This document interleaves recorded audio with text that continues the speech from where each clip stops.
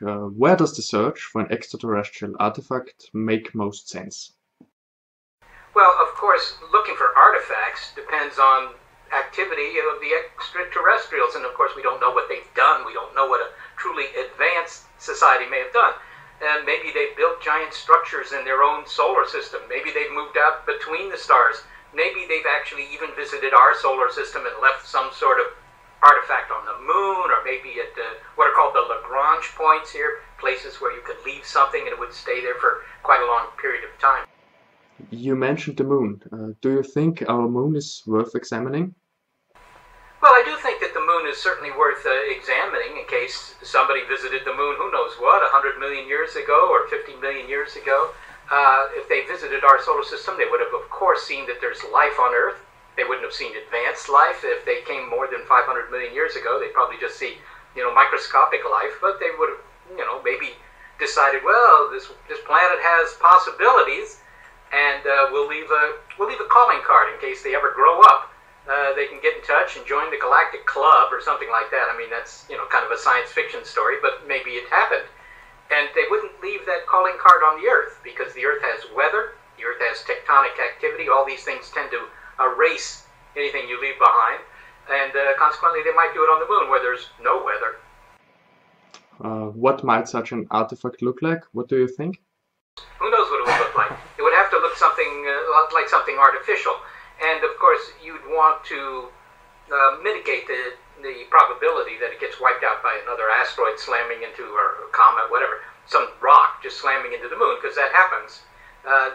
Big ones don't hit very frequently. The chances that if you build something here that it'll be destroyed by a rock in the next billion years aren't very high anymore, but on the other hand, it could happen, so maybe they'll spread it out or they'll have two of them or something like that. But whatever it is, I would assume they'd make it easy enough to recognize, otherwise what's the point?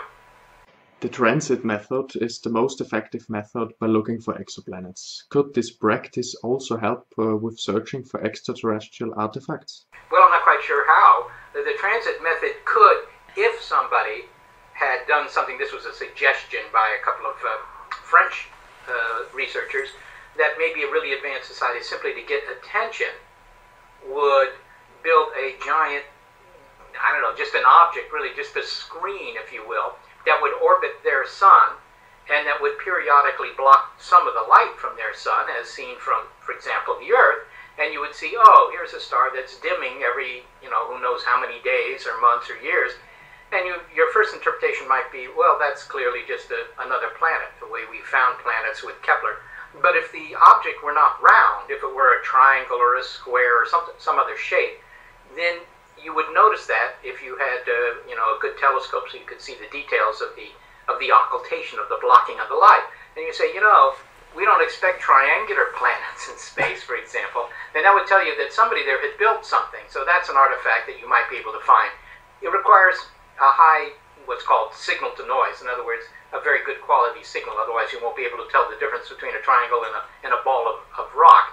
But in principle, you could. If SETA were to receive more funding, could we already have found such an artifact? Nobody knows that either. I mean, if we had found more funding, certainly we would speed up the kinds of searches we're doing. But to say that we would find something is to say that, well, if we just put better food aboard Chris Columbus's ship, will he find America? The two are not really connected in a direct sense. It's true that with better food, he has a greater chance of actually making it across the ocean. So that increases his probability if there's something to be found. The same is true of SETI. If you had more money, we would do, in fact, more experiments, and we would do them faster and with higher sensitivity. And all that suggests that if there's something to be found, we will find it. It doesn't guarantee that, of course. How does the funding for SETI look like? Well, in the days of the NASA SETI program, that project was funded at somewhere between $1 and $10 million a year, depended on the year. The most it was $10 million a year, but that was a year in which we were building equipment. It doesn't need to be $10 million a year, although that would allow a wide variety of very good experiments. Why do we look for extraterrestrial intelligence, or in particular for ET artifacts? Do you believe it's a psychological phenomenon? Well, I think that's curiosity. I mean, in some sense, that's psychological.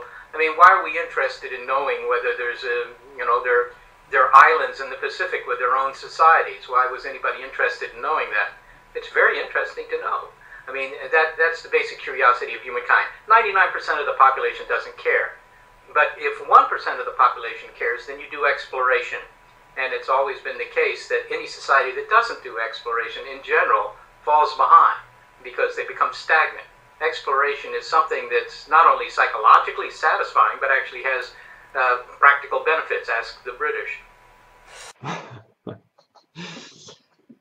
In the last several years, the exploration of exoplanets has increased enormously. How long might it take to find extraterrestrial life? Well, the two are not necessarily connected. I mean, on the one hand, finding extraterrestrial planets tells you, oh, well, there are plenty of habitats where life could spring up. So that gives you hope that there is some life out there.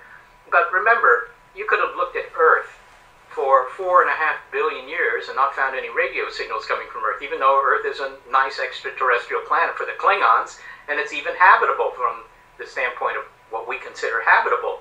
So they would have said, oh, that's a great planet, we'll just turn our antennas and aim at it. And they did that, 200 million years ago. They wouldn't see anything. The dinosaurs weren't building radio transmitters. So just finding habitable planets doesn't guarantee that you're going to find ET. What it does do is tells you what the probabilities are, because you can say, look, what fraction of stars have planets that might have life? And if you have, hundreds of thousands of those, then the chances that you'll find something on some of them seem to be better. Now we are at the end of our interview. In a nutshell, does it pay to do the search?